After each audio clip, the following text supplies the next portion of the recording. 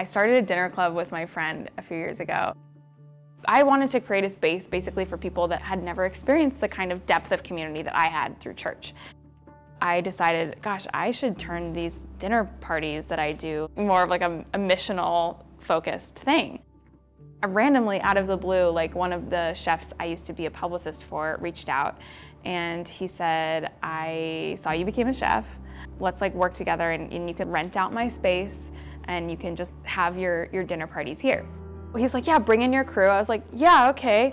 I didn't have the skills. I wasn't formally trained. So I assembled like my friends, they came in and what we did was like we prayed over that space and people came and like just were so blessed. I actually ended up just like giving away a ton of tickets. That night was one of the most special nights. People came that like couldn't come before and the conversation was so rich that night. People just walked away saying like, that was one of my favorite nights ever in New York. And I remember going to work the next morning and just being like, what am I doing at this desk?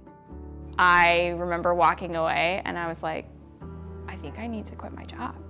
My dad had asked a question. He said, what if they gave you a better role? Or like if they paid you more money, what would you say? That wouldn't change anything. This is my mission. God is providing a calling for me. That was the moment of crystallization. I quit my job shortly after, and I really had to release the fear that God would not provide for me and just like fully trust Him.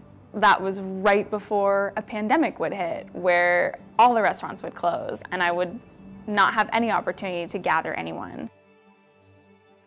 I was like devastated like when COVID happened. I remember clinging to Jeremiah 17:7-8 in that time. But blessed is the one who trusts in the Lord, whose confidence is in Him. They will be like a tree planted by the water that sends out its roots by the stream. It does not fear when heat comes. Its leaves are always green. It has no worries in a year of drought and never fails to bear fruit. I've seen God work in such radical ways of provision this year. So many people reached out and just randomly were like, God put it on my heart to send you this money. Someone literally paid my rent. I paid off my student loans in the past year. It was like divine acceleration. The biggest gift of the past year has just been an increase of faith. It's continuing to blow my mind, but it is a continuous surrender.